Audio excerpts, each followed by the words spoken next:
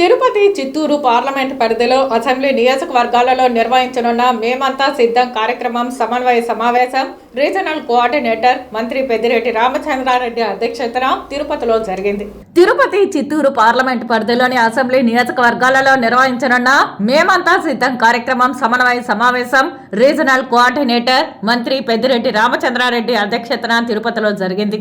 ఈ సమావేశంలో ఎమ్మెల్యేలు, ఎమ్మెల్సీలు, నియోజకవర్గ సమన్వయకర్తలు తదితరులు పాల్గొన్నారు.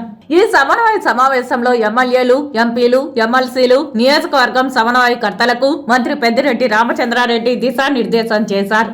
ఈ సందర్భంగా సిద్ధం సభ పోస్టర్ను మంత్రి ఆవిష్కరించారు.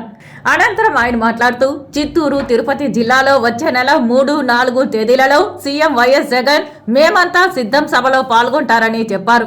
మొదటి సభ చిత్తూరు లేదా పుతలపట్టలో, రెండో సభ నాయుడుపేట లేదా శ్రీకాళహస్తిలో ఉంటుందన్నారు.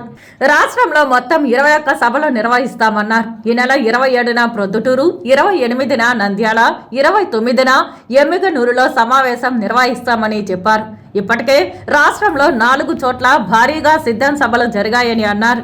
ఆ 4 ప్రాంతాలు మినహాయించి మిగిలిన 21 జిల్లాలలో సభలు జరుగుతాయని స్పష్టం చేశారు. సభలు విజయవంతం చేసేలా అందరూ కృషి చేయాలని సూచించారు.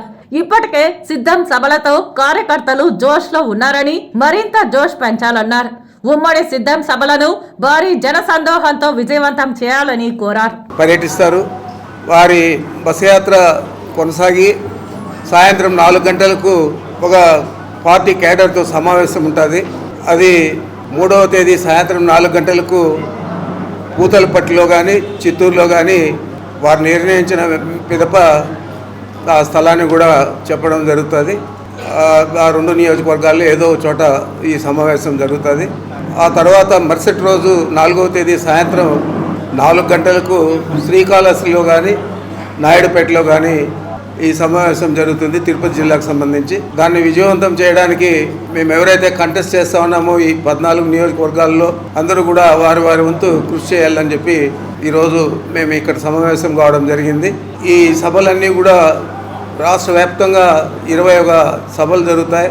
ఏంటంటే గతంలో 4 జిల్లాలలో సిద్ధం సభలు జరిగాయి కాబట్టి ఆ జిల్లాలు మినహాయించి మిగతా చోట ఇవి జరుగుతాయి.